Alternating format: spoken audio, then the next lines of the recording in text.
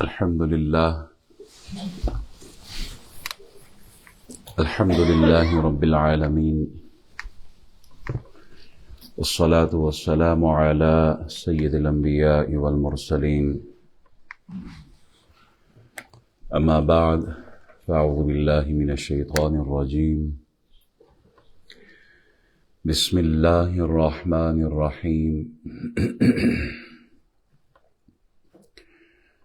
قال الله تبارك وتعالى في الكلام المجيد: والذي جاء بالصدق وصدق به أولئك هم المتقون. أو كما قال النبي صلى الله عليه وسلم: ما نفعني مال أحد قط ما نفعني مال أبي بكر. صدق الله مولانا العظيم، وصدق رسوله النبي الأمين الكريم، ونحن على ذلك لمن الشاهدين والشاكرين، والحمد لله رب العالمين.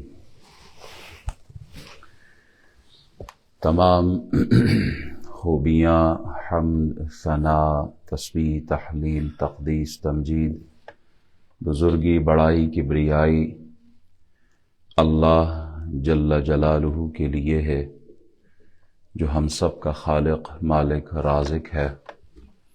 درود سلام بے حد بے حساب، لا تعداد بے شمار اس ہستی پر جو ہم سب کے آقا و مولا ہیں، امام الانبیاء، رحمت للعالمین، شفیع المذنبین، خاتم النبیین صلی اللہ علیہ وسلم۔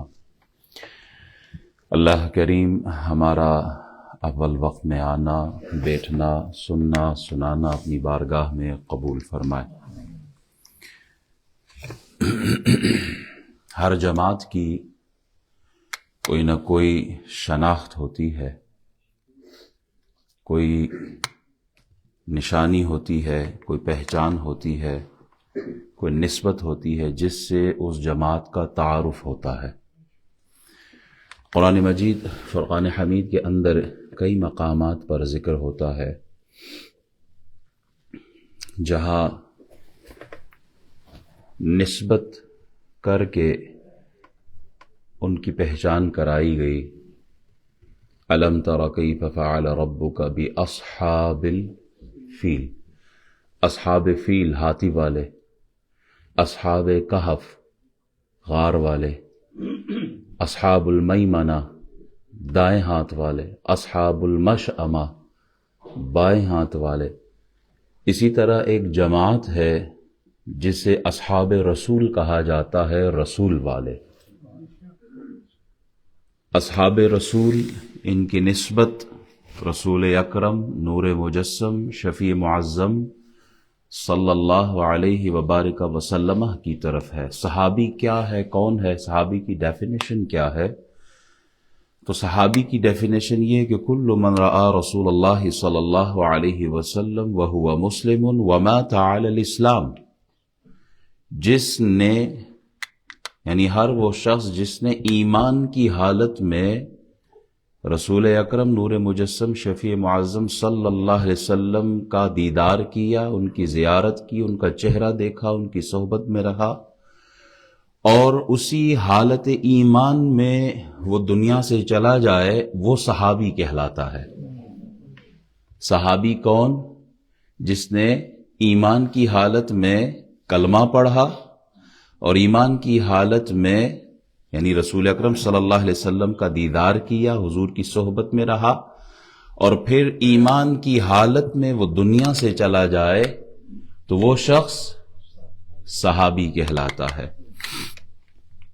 ہر مکتبہ فکر، علماء، محدثین، مفسرین کا اس بات پر اتفاق ہے کہ دنیا کے سارے ولی، سارے علماء، سارے صالحین، سارے شہداء، غوث، قطب، ابدال مل کر بھی کسی ایک صحابی کے درجے کو نہیں پہنچ سکتے۔ ساری دنیا کے ولیوں کو جمع کیا جائے تب بھی وہ کسی ایک صحابی کے درجے کو نہیں پہنچ سکتے۔ کیوں؟ اس لیے کہ صحابی عبادت سے نہیں بنتا، صحابی مصطفیٰ کی نظر سے بنتا ہے. صحابی سجدوں سے نہیں بنتا، صحابی مصطفیٰ کی صحبت سے بنتا ہے.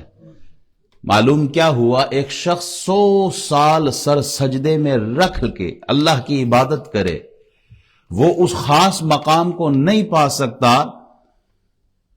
دوسری طرف ایک شخص جس پر رسول اللہ کی ایک نظر پڑ جائے، وہ اس شخص کے مقام سے اوپر کا مقام پا لیتا ہے. کیوں؟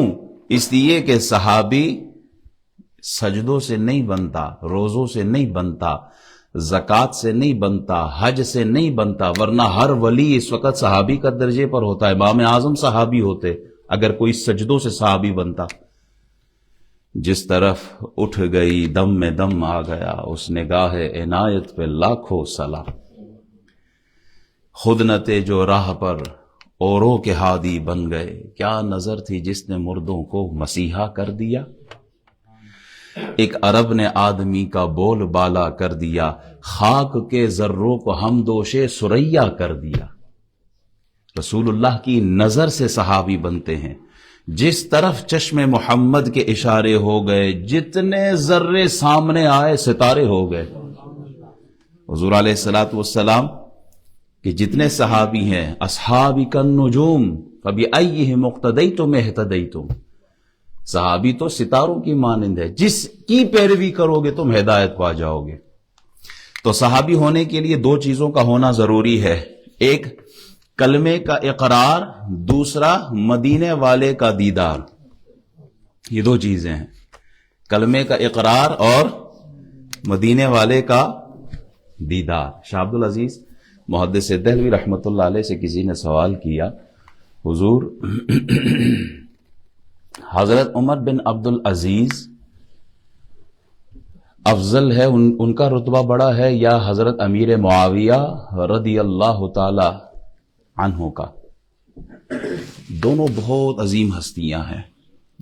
شاہ عبد العزیز محدث دہلوی رحمۃ اللہ علیہ وہ فرماتے ہیں کہ امیر معاویہ رضی اللہ تعالی عنہ جس گھوڑے پر سوار ہو کر میدان جنگ میں گئے، اس گھوڑے کی نکیل پر لگنے والے گرد کی ذروں کی شان یہ ہے کہ ہزاروں عمر بن عبد العزیز مل کر بھی ان ذروں کی شان کو نہیں پہنچ سکتے.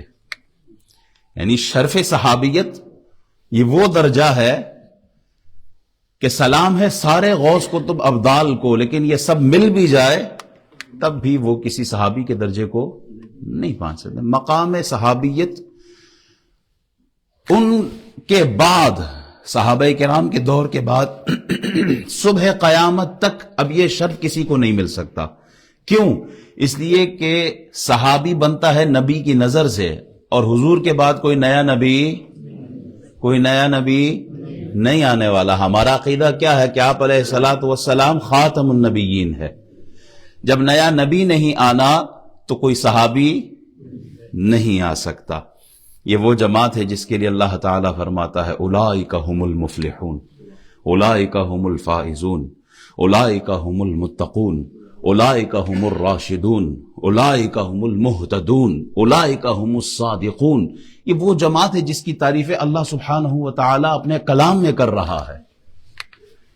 حضور علیہ الصلوۃ والسلام ارشاد فرماتے ہیں کہ میرا عام امتی احد پہاڑ جتنا سونا اللہ کے راہ میں صدقہ کرے.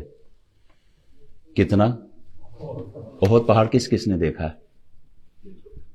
نہیں دیکھا کسی نے؟ اللہ دکھائے سب کو. احد پہاڑ چھوٹا سا پہاڑ ہے. حاجی اکرم صاحب نے تو صحیح پتا ہوں. احد پہاڑ کوئی چھوٹا پہاڑ ہے؟ احد پہاڑ جتنا سونا. حضور کیا فرماتے ہیں؟ میں اور آپ، اللہ ہمیں اتنی دولت دے کہ ہم اسلام کے راہ میں خرچ کریں. احد پہاڑ جتنا سونا میرا عام امتی وہ صدقہ کرے، اور دوسری طرف میرا کوئی صحابی مٹھی بھر جو ہے یہ گندم وغیرہ ایک مٹھی وہ صدقہ کرے. کہاں سونے کا پہاڑ اور کہاں یہ توازنہ، یہ کمپیریزن کریں ذرا. حضور فرماتے ہیں وہ امتی جو سونے کا پہاڑ خرچ کرے نا، وہ ثواب میرے صحابی کے برابر نہیں ہو سکتا جس نے ایک مٹھی جو اللہ کے راستے میں دی۔ صحابہ کا مقام کیا ہے؟ حضور فرماتے ہیں لا تسبوا اصحابی، میرے صحابہ کو گالی نہ دینا، میرے کسی صحابی کو گالی نہ دینا۔ کیوں؟ یہ صحابہ یہ تو عظمت اسلام کے مینار ہیں، یہ وفا کے پیکر ہیں۔ یہ صحابہ ہر امتحان میں 100%، 100% نمبر لینے والے ہیں۔ یہ صحابہ یہ وہ جماعت ہے جنہوں نے اسلام کی خاطر اپنا سب کچھ لٹا دیا ہے۔ ان کے بارے میں اگر کوئی غلط بات، کوئی گالی، کوئی ایسا بدبخت ہو جو ان کو برے الفاظ میں یاد کر رہا ہو، تو حضور فرماتے ہیں اذا رأيتم الذين يسبون اصحابي فقولوا لعنت اللہ علی شرکم۔ کوئی بدبخت میرے صحابہ کو گالی دے رہا ہو تو تم کیا کہو؟ لعنت اللہ علی شرکم، تیرے شر پہ اللہ کی لعنت ہو۔ کیوں؟ اصحابی کا نجوم، میرے صحابہ تو آسمان کے ستارے ہیں۔ فبأیہم اقتدیتم اہتدیتم، تم جس کی پیروی کرو گے تم کامیاب ہوگے۔ احباب، آج کچھ باتیں اس جماعت کے ایک فرد، اس ہستی کے بارے میں کرنے لگا ہوں جو امام الصحابہ ہے، جو امام الصحابہ ہے، جو جانشین حبیب خدا ہے، جو یار غار مصطفیٰ ہے صلی اللہ علیہ وسلم، تاجدار اقلیم صداقت ہے، مزاج شناس مصطفیٰ ہے، جو یار غار بھی ہے، زینت دربار مصطفیٰ بھی ہے، اور حامل انوار مصطفیٰ بھی ہے، اور مرکز اسرار مصطفیٰ ہے، جو خلیفہ اول بھی ہے، جو خلیفہ بلا فصل بھی ہے، جو خلیفہ راشد بھی ہے۔ میری مراد حضرت ابو بکر الصدیق رضی اللہ تعالی عنہ ہے۔ احباب، کسی کی صحابیت حدیث سے ثابت ہوتی ہے، کسی کی صحابیت تاریخ سے ثابت ہوتی ہے۔ ابو بکر وہ صحابی ہے جن کی صحابیت قرآن سے ثابت ہو رہی ہے۔ اللہ کا کلام کیا کہتا ہے؟ اذ یقول لصاحبہ لا تحزن ان اللہ معنا۔ اذ یقول لصاحبہ، جب اپنے صاحب، صحابی، یار سے فرماتے تھے غم نہ کھا، بے شک اللہ ہمارے ساتھ ہے۔ لہذا جو سیدنا صدیق اکبر رضی اللہ تعالیٰ عنہ کو صحابی نہ مانے وہ قرآن کا انکار کر رہا ہے، اور جو قرآن کا انکار کرے اس کے اسلام کا انکار کیا جائے گا۔ جو قرآن کو نہیں مانتا وہ کون ہے؟ جو قرآن کو نہیں مانتا وہ کون ہے؟ سادی سی بات ہے، عام آدمی کو بھی پتا ہے۔ تو جو قرآن نہ مانے، اذ یقول لصاحبہ نہ مانے، جو صدیق اکبر کی صحابیت کا انکار کرے وہ کون؟ وہ کافر ہے۔ حضور کی بارگاہ میں ایک جنازہ آیا، حضور نے جنازہ نہیں پڑھایا۔ صحابہ حیران، رحمت للعالمین ہے، آپ جنازہ کیوں نہیں پڑھا رہے؟ یا رسول اللہ جنازہ آیا ہے، جنازہ پڑھایا؟ کہا نہیں، یہ شخص عثمان غنی سے بغض رکھتا ہے، میں نے اس کا جنازہ نہیں پڑھانا۔ جو حضرت عثمان غنی سے صرف بغض رکھے حضور اس کا جنازہ نہیں پڑھاتے، تو جو حضرت ابو بکر کو مسلمان نہ جانے، صحابی نہ جانے، اس کو ہم مسلمان مان سکتے؟ محدث اعظم پاکستان مولانا سردار احمد رحمت اللہ علیہ کے پاس ایک بڑا افیسر آیا، ہاتھ ملانے لگے تو آپ نے ہاتھ پیچھے کر دیا۔ وہ بڑا افسر کہتا ہے کہ زمانہ میری طرف دوڑ کے آتا ہے ہاتھ ملانے کے لیے، میں آپ کے پاس آیا ہاتھ ملانے کے لیے، آپ ہاتھ نہیں ملا رہے۔ تو آپ نے ایک جواب دیا، وہ رافضی تھا، تو آپ نے کہا کہ تجھ سے ہاتھ ملاؤں تو روز محشر صدیق کا سامنا کیسے کروں گا؟ ایک طرف تو دعوے کرتا ہے میں عاشق ہوں صدیق اکبر کا، اور دوسری طرف جو صدیق اکبر کی صحابیت کا انکار کرے اس سے بڑھ کے میں ہاتھ ملاؤں، گلے لگاؤں، کیسے ممکن ہے؟ روز محشر میں صدیق اکبر کا سامنا کیسے کروں گا؟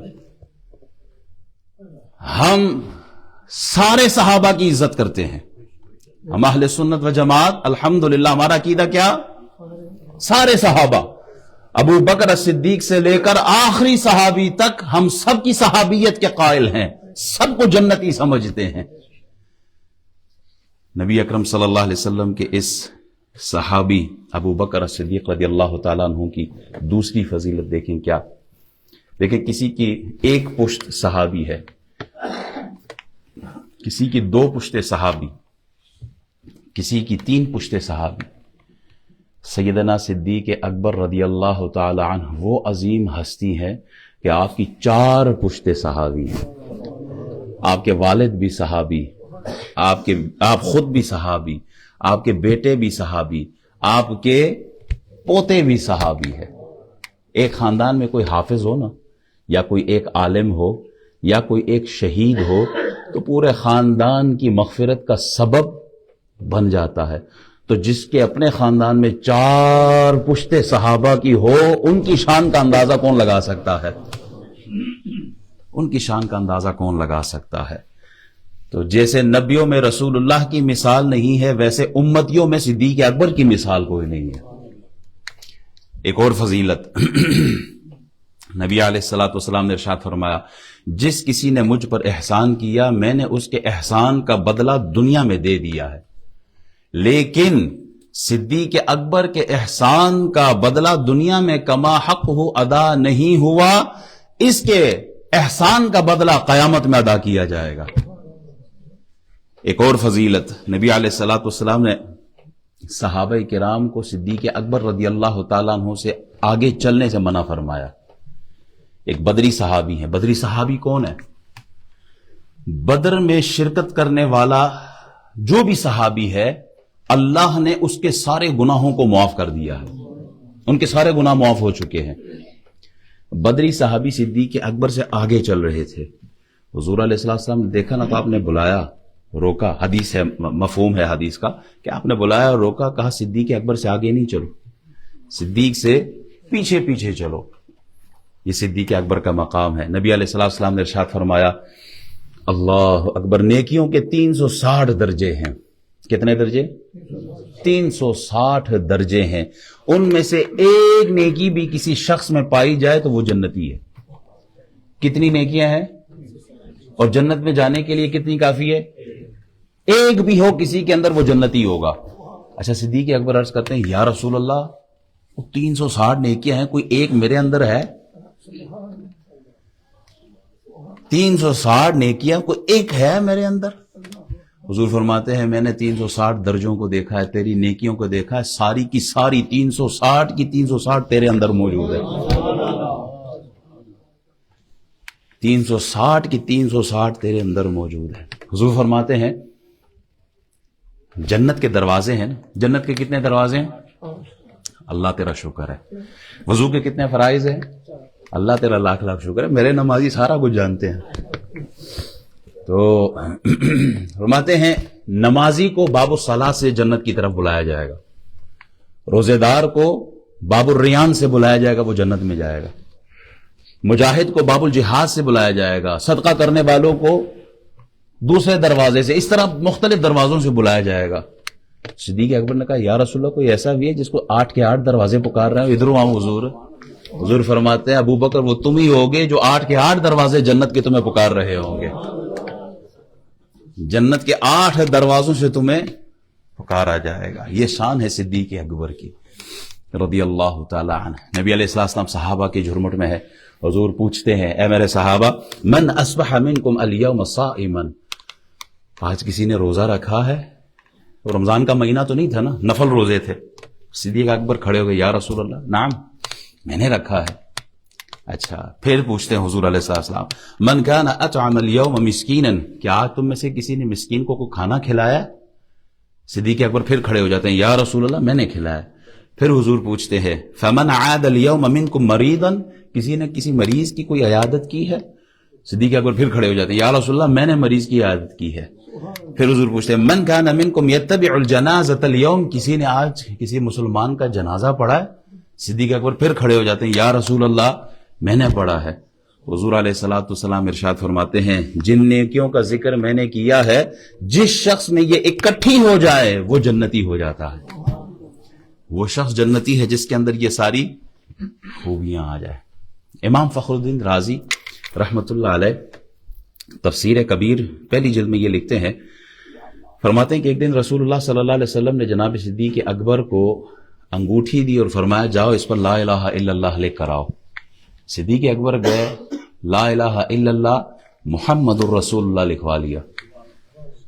اچھا انگوٹھی لے آئے، حضور کو پیش کی، حضور نے انگوٹھی دیکھی، لکھا ہے لا الہ الا اللہ محمد الرسول اللہ ابو بکر صدیق۔ ابو بکر یہ دو نام تو نے اضافی کیوں لکھوائے؟ یا رسول اللہ انگوٹھی پہ میں نے تو صرف لا الہ الا اللہ محمد الرسول اللہ لکھوایا، کیونکہ میری محبت نے یہ گوارا نہ کیا کہ آپ کا نام اللہ کے نام سے جدا کر دوں، اور یہ جو میرا نام ہے یہ میں نے نہیں لکھوایا۔ اتنے میں جبریل امین تشریف لے آتے ہیں، جبریل تشریف لاتے ہیں۔ امام فخر الدین رازی تفسیر کبیر میں یہ روایت پیش کرتے ہیں۔ جبریل آتے ہیں، کہتے ہیں یا رسول اللہ یہ ابو بکر کا نام میں نے لکھا ہے۔ کیوں؟ کیونکہ صدیق اکبر اس پر راضی نہ ہوئے کہ رب کا نام اور آپ کا نام اس میں جدائی ہو، تو اللہ سبحانہ و تعالی اس سے راضی نہ ہوا کہ صدیق اکبر کا نام محبوب محمد کے نام سے جدا ہو۔ فرشتہ خود سے تو کچھ نہیں کر سکتا نا، اللہ کے حکم سے کرتا ہے۔ تو اللہ کا حکم یہی کہ اگر میرا نام اور محمد کا نام الگ الگ ہو، یہ صدیق برداشت نہیں کر سکتا، تو پھر ہم بھی اس پہ راضی نہیں ہے کہ محمد کا نام ابو بکر کے نام سے جدا ہو اور ابو بکر کا نام محمد کے نام سے جدا ہو۔ احباب، صدیق اکبر رضی اللہ تعالی عنہ کی خواہش دیکھیں۔ ابو بکر صدیق فرماتے ہیں مجھے تین چیزیں بڑی پسند ہے۔ کیا ہے؟ النظر الی وجہ رسول اللہ صلی اللہ علیہ وسلم، آنکھیں میری ہو، چہرہ رسول اللہ کا ہو۔ آنکھیں میری ہو اور چہرہ میں دیدار کرتا رہوں، چہرہ تکتا رہوں حضور اکرم صلی اللہ علیہ وسلم کا۔ اور دوسری میری خواہش اور میری جو پسندیدہ چیز وہ یہ ہے وَإِنفَاقُ مَالِ عَلَىٰ رسول اللہ صلی اللہ علیہ وسلم، مال میرا ہو، ہاتھ مصطفیٰ کا ہو۔ تیسری چیز فرمایا وَأَن يَكُونَ ابْنَتِي تحت رسول اللہ صلی اللہ علیہ وسلم، میری بیٹی عائشہ حضور کے نکاح میں ہو۔ مال اللہ نے دیا تھا ابو بکر صدیق رضی اللہ تعالیٰ عنہ کو۔ آپ ایمان کے حوالے سے سب سے پہلے مسلمان ہیں۔ آپ بزرگوں میں، جوانوں میں ایمان سب سے پہلے کون لایا؟ ابو بکر صدیق۔ عورتوں میں حضرت خدیجہ الکبریٰ، بچوں میں حضرت علی رضی اللہ تعالیٰ عنہ، اور غلاموں میں حضرت زید بن حارثہ۔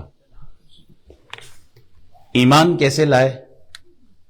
آپ تاجر تھے، تجارت کرتے تھے، تجارت کے غرض سے شام گئے ہوئے تھے، اور نبی اکرم صلی اللہ علیہ وسلم نے اعلان نبوت فرما دیا۔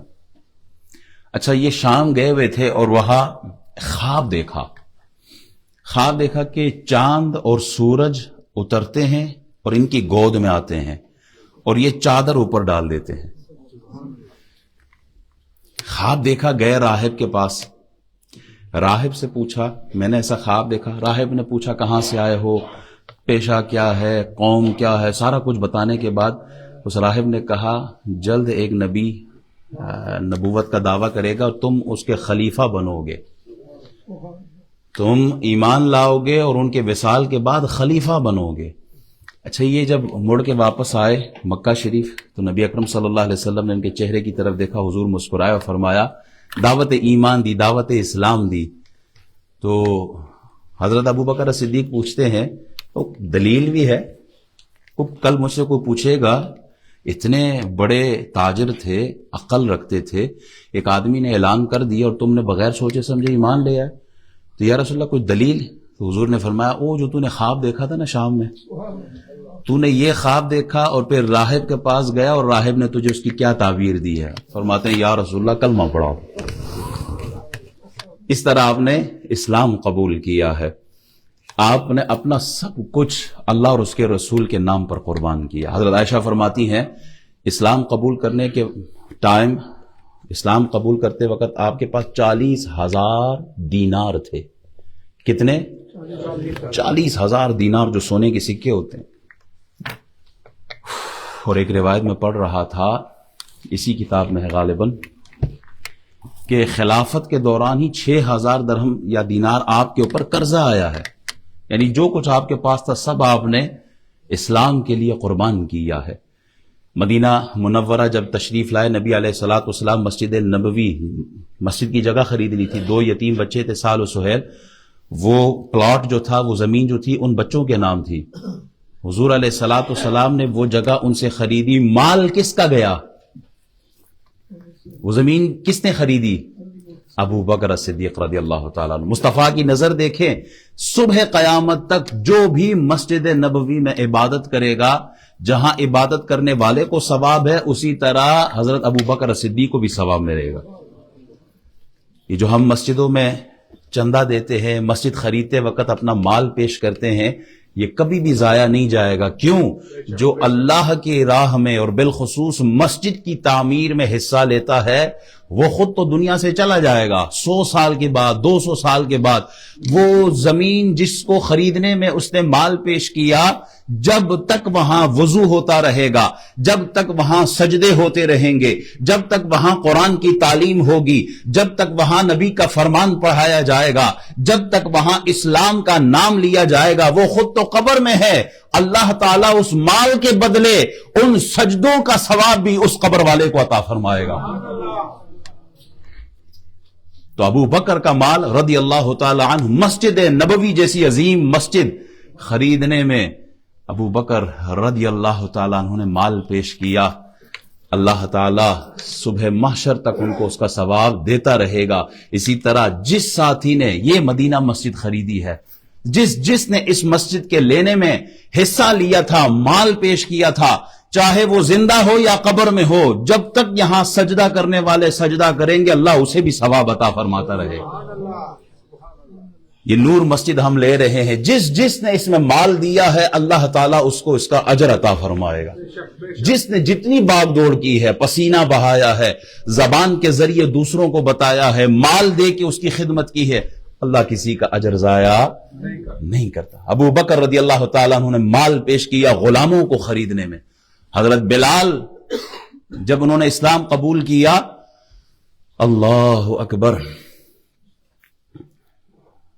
کتنی انہوں نے تکلیفیں برداشت کی، ظلم سہے، اور ابو بکر سے یہ نہیں دیکھا جاتا تھا۔ ابو بکر گئے امیہ کے پاس، یہ غلام دے دو، اس کے بدلے کیا دو گے؟ کہا جو مانگو۔ وہ تمہارا رومی غلام بھی چاہیے، بڑا قابل تھا، وہ بھی چاہیے، اتنے درہم بھی چاہیے، اتنے دینار چاہیے، سب کچھ دے دیا، بلال کو خریدا ہے۔ کسی نے کہا آپ تو بڑے زبردست تاجر تھے، یہ کیسا سودا کیا؟ کہا سب کچھ دیا ہے لیکن بدلے میں ہیرا لیا ہے۔ ساری کائنات بھی خریدنی پڑے اور اللہ مال دیتا تو میں کرتا مصطفیٰ کے لیے۔ نبی علیہ الصلوۃ والسلام کا کلمہ پڑھنے والا ہے حضرت بلال حبشی رضی اللہ تعالیٰ عنہ۔ سارے ساتھی جو بیٹھے ہیں، بھائی سے اشارہ کیا ہے کہ سب کو آگے کی طرف بلائیں تاکہ صفوں میں آپ احباب ایک ساتھ تشریف رکھیں۔ الگ الگ بکھرے ہوئے ہیں تبھی تو ہمارا یہ حال ہے، اگر اکٹھے بیٹھے ہو نا تو پھر ہجوم جو ہے وہ قوم میں بدل جاتا ہے۔ آپ سارے ساتھیوں سے گزارش ہے اگلی صفوں میں تشریف لے آئیں، جزاک اللہ خیر۔ سبحان اللہ۔ تقویٰ کیسا تھا آپ کا؟ تقویٰ آپ کا ایک غلام تھا، غلام نے زمانہ جاہلیت میں، ایک روایت میں منتر تھا، ایک روایت میں فال نکالنا تھا، کہا وہ زمانہ جاہلیت میں کیا تھا، وہ بندہ آج ملا، اس نے بدلے میں مجھے کھانا دیا، وہ کھانا میں نے آپ کو کھلا دیا۔ یعنی آپ کے تقوی کا عالم دیکھے۔ آپ نے کہا زمانہ جاہلیت میں کوئی منتر، کوئی دھوکہ، کوئی فال جو کیا وہ تو نہیں کھلایا، آپ نے اپنے حلق میں انگلی ڈال لی اور جو کھایا تھا سارا کا سارا واپس قے کر دیا۔ کیونکہ جو جسم حرام پہ پلتا ہے اس کا ٹھکانہ کہاں ہے؟ جہنم ہے۔ آپ تواضع کتنی تھی آپ میں، آپ بھیڑ بکریاں خود چرایا کرتے تھے۔ جب خلافت کے منصب پر آئے نا تو کسی بچی نے کہا اب ہمارا دودھ کون دوئے گا؟ آپ نے اللہ کی قسم اٹھا کے کہا چاہے میں خلیفہ وقت کیوں نہ ہوں، میں تیری بکریوں کا دودھ دویا کروں گا۔ آپ جس دن خلیفہ بنے نا اسی دن اگلے دن آپ نے کپڑا اپنے کندھے پہ ڈالا اور مارکیٹ میں کپڑا بیچنے چلے گئے۔ عمر نے دیکھا، انہوں نے کہا حضور یہ کیا کر رہے ہیں؟ کہا کپڑا بیچ رہا ہوں۔ اگر آپ کپڑا بیچیں گے تو خلافت کے منصب پر اس کا کیا بنے گا؟ کہا میرے گھر میرے بچوں کے وہ بھوکے ہیں، وہ کا کیا بنے گا؟ کہا بیت المال سے ان کو دیا جائے گا، آپ خلافت کے منصب پر ہیں۔ اچھا کتنا دینا ہے؟ فرمایا مزدور کی جو مزدوری ہوتی ہے نا اتنا ہی میں لوں گا۔ مزدور کی جو مزدوری ہوتی ہے نا دیہاڑی، اگر ایک مزدور دیہاڑی دار اپنا گھر چلا سکتا ہے تو خلیفہ کیوں نہیں چلا سکتا؟ آج کے دور کے بھی تو ہے نا، ڈرائیور الگ ہے، باڈی گارڈ الگ ہے، کک الگ ہے، مالی الگ ہے، وہ پتہ نہیں کیا کچھ ان کو دیا ہوا، قوم کا سارا سرمایہ ان کے پروٹوکول پہ ختم ہو جاتا ہے، غریب خودکشیاں کر رہا ہے، ان کا جو وی آئی پی کلچر ہم نے بنا دیا وہ نہیں ختم ہو رہا۔ اگر خلیفہ ایسا آ جائے جیسے ابو بکر ہے تو پھر دیکھیں زکات لینے والا کوئی نہیں ملے گا ہمیں۔ خلیفہ ایسے آئے، حافظ صاحب ایسے آئے کوئی کہ جو منصب پر بیٹھے اور ابو بکر کے نقش قدم پر چلے تو پاکستان میں زکات لینے والا ہمیں نظر نہیں آ سکتا۔ لیکن جب تک ایسے چور ڈاکو ہمارے سروں پہ بیٹھے ہوں گے تب تک ہم تباہی بربادی ہم دیکھیں گے۔ اللہ ہمیں کوئی غیرت مند جرت مند حکمران عطا فرمائے۔ اب وقت ختم ہو گیا ہے، صرف ایک نصیحت آپ کی۔ آپ فرماتے ہیں بدبخت ہے وہ شخص جو خود تو مر جائے لیکن اس کا گناہ نہ مرے۔ یہ جملہ آج 1400 سال کے بعد غور کریں نا، شاید اس وقت 1400 سال پیچھے جائیں تو ہمیں سمجھ میں نہ آئے، آج کے دور میں آپ غور کریں۔ بدبخت ہے وہ شخص جو خود تو مر جائے لیکن اس کا گناہ نہ مرے۔ آج ہمارا جوان فیس بک یوز کرتا ہے نا، اچھا گانا نظر آ گیا، اچھے سے مراد اس کو پسندیدہ، ورنہ گانا کوئی اچھا نہیں ہوتا، کوئی گانا اس کو پسند آ گیا اس نے شعر مار دیا، کوئی مذاق اسے پسند آ گیا جس میں اللہ رسول قرآن فرشتوں کی بے ادبی ہو شیئر کر دیتا ہے، کوئی ڈرامہ فلم شیئر کر دیتا ہے، خود تو مر جاتا ہے لیکن وہ جو اس نے شیئر کی ہوتی ہیں وہ اس کے پیجز پہ چلتا رہتا ہے۔ تو یہ بدبخت ہے ایسا آدمی۔ تو میں سب سے گزارش کروں گا، ہم سب موبائل یوز کرتے ہیں، اگر شیئر کرنا بھی ہے تو قرآن کی آیت شیئر کریں کہ آپ چلے جائیں، آپ کا شیئر کیا ہوا آپ کو قبر میں ثواب شیئر ہوتا رہے آپ کے ساتھ۔ آپ تلاوت شیئر کریں، آپ تجوید شیئر کریں، آپ تفسیر شیئر کریں، آپ رسول اللہ کا فرمان شیئر کریں تاکہ آپ دنیا سے جائے ثواب ختم نہ ہو۔ ایک اور بات فرماتے ہیں جن پر نصیحت اثر نہ کرے وہ جان لے کہ میرا دل ایمان سے خالی ہے۔ جس پر قرآن کی آیت اثر نہ کرے نا وہ ڈرے کہ کہیں میرا ایمان سلامت ہے بھی کہ نہیں۔ اللہ تعالیٰ جو بیان کیا عمل کی توفیق عطا فرمائے۔ وآخر دعوانا الحمدللہ رب العالمین۔